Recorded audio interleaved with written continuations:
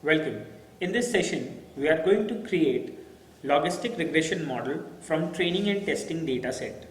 What we are going to do, we are going to take a data set, we are going to divide it into training and testing part, and then we are going to generate a model and we are going to verify whether we have got a proper model or not. In case if we have got a proper model, we are going to proceed with prediction of the variables and we can execute other metrics over the model. Let's get started. In order to do this, we can also use separate subsets of the data set for training the model, basically to create the model and testing the model. Ideally, such data sets have to be generated randomly. Typically, 75% to 80% of the data set is used to train the model, and another 25% to 20% of the data set is used to test the model. Please consider your data set should have more than 100 or 1000 values in order to get a proper model using this approach. Let's assume the same data set as we used previously to do this. We have to install Caret packages and we have to use the library Caret. Using this library, we are going to split the data set into two subsets, training data set and the test data set using R programming language, and these are the following lines of code which we will be using. Once we are done with the split, we are going to divide our one data set into training data and test data, and it will have 43 records in the training data and 9 records in the test data. So how we can quickly do that? So you can use the function create data partition. You can take the attrition data and you can take your response variable. You can divide it to 80%. You can define the percentage of split. Then you can specify whether you want to keep it into a list or not. So we are not going to keep it to list. We are going to take this parameter as false. Now from this data partition factor, what we are going to do, we are going to take the attrition data and we are going to get the attrition data partition feature and we are going to generate the training data from it. Once the training data has been generated, now the rest of the data will be considered as the testing data, and from that attrition data we are going to put the content into testing data, and later we are going to summarize the training data as well as the testing data. So now let's get started with this creation of the data partition. So in order to do this, what we are going to do, we are going to perform the codes here. So now what exactly we have is, so here in our logistic regression, what we are going to do, we are going to create a training data and test data.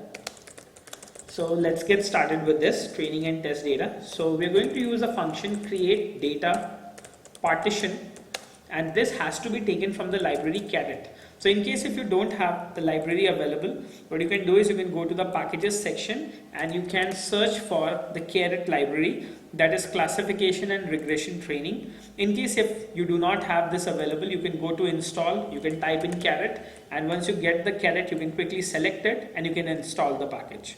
So now, since I have this library already available, I'm going to include the Caret library. So we're going to use the library Caret. And once this library has been loaded, so we are using the library Caret. So once this library has been loaded, now what we can do is we can make use of a function, and this function is create data partition. So once your library has been loaded, you can create the data partition, and we want to create the data partition for the attrition information. So we are going to use the attrition data. And from this attrition data, we are going to select the attrition factor. We are going to define the probability will be 0.80, and we have to specify whether what will be the list information, so that will be false. So using this, we are going to create a partition data information, and we are going to specify attri partition. So let's call it as attri data partition. Okay, so this will be the variable which we will be creating, and we are going to have a training set of 80% of the values. So we have created the attri partition. Now what we need to do is we need to get the training data, and the training data we are going to fetch from the attrition data. So we are going to select the attrition data, and from the attrition data we are going to select the attrition data partition information. So this we are going to put into the attrition training data. Let's just change the name of the variable to training data. We're going to run this. As soon as we run, we are going to get the training data, and the rest of the information will be our testing data. So we are going to create the testing data here. So in order to do that, from this attrition data, the rest of the information from the attrition data partition, attrition training data or will be put into your testing data, and you can quickly have that reference. So we are going to get the attrition data partition, and the rest out of the data will be put into the testing data. So that has to be that partition information, attrition data partition. So we are going, you can quickly focus on the negative sign here. So the rest out of the data will be put into the testing data. So now once we execute that, so the testing has been done. Now we are going to quickly get the summary of Attri training data, and in the same way we are going to get the summary of the attrition testing data. So now let's grab the testing data information. So as far as the testing data information is concerned, so now you can see that we have this information available, in which we have around 20 no and 23 yes, and somewhat like this. And in case if you want to view the attrition training set, so we can quickly go for view attrition training data, and let's just execute that. So training data, we have got the summary. Let's just put in that information. View could be that capital view. Let's just quickly test that out. Yes, so here we have around a few information, 1, 3, 5, 6, 7, 8, 9, 10 has been skipped. So you can see that some of the values randomly it has been taken. So some of the values have been skipped, and I think they are going to be put into your testing data set. So now what we can do is we can quickly execute view attrition testing data. So now as soon as we execute that, so you can see that we are going to the same length as of the vector testing data. Just let's go for it, Attri testing data. So that's your this information now. So once we have got this information, attrition training data partition, okay, so what we need to do is we need to put one comma here so that we can appropriately get the correct information. So just put the information, and now what we are going to do, we are going to view this. So once we execute that now, so you can see that this is the testing set 2, 4, 9, 10, 13, 16. This value has been fetched out as the testing data for us.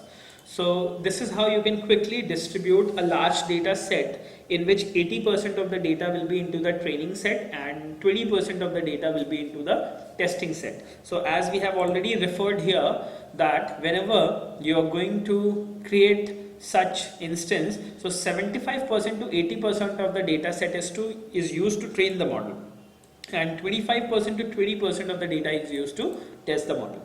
So we are done with training, and once we are done with this, so the split of the entire data set is into two subsets. One is training and second is test data, and now we have 43 records in training and 9 records in the test data.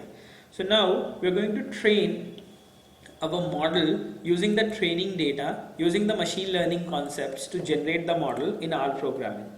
So in order to do that, we are going to use the GLM function. We are going to quickly define the response variable and the independent variables. We are going to define data as our training data set, and all else will be same, and finally we are going to check the model. So now in order to do this, let's proceed further. So now we are generating a logistic regression model from training data.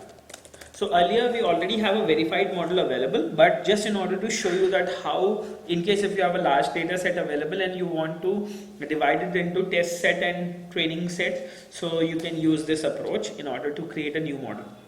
So let's do that. We're going to use the GLM function, in which we're going to use the iteration as the response variable, and now we will use our independent variables, and these will be the work experience and other information.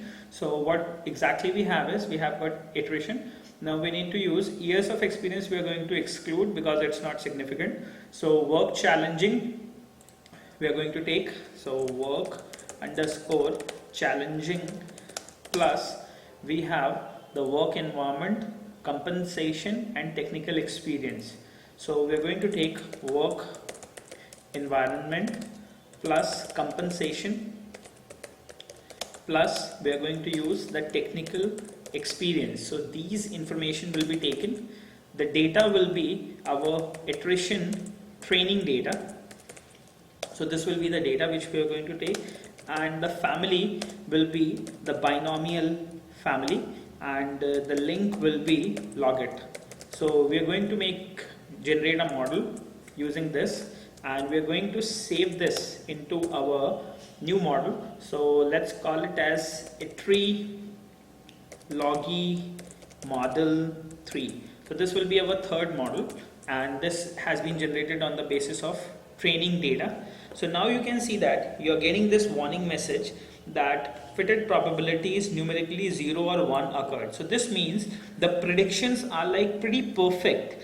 As far as the model is pretty perfectly predicting the information. So this is just a warning, you can quickly ignore this.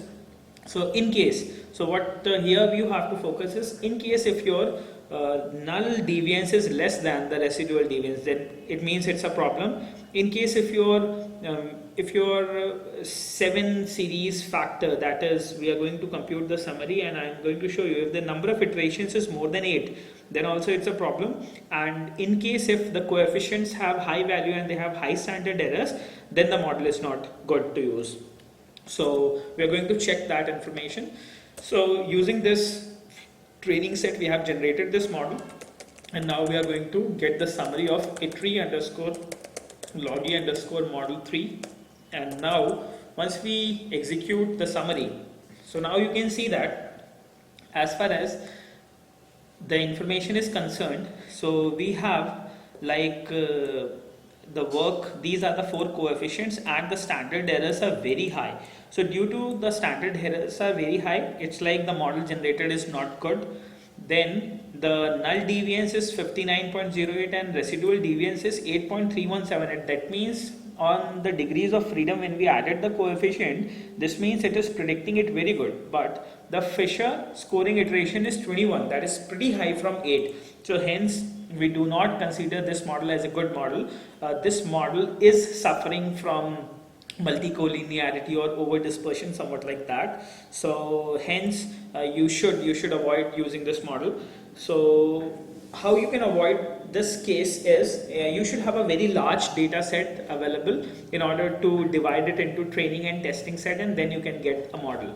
So as far as our last model is concerned, the model 2, it was a perfectly fitted model. So we are going to use that model for prediction as soon as we progress further in our training.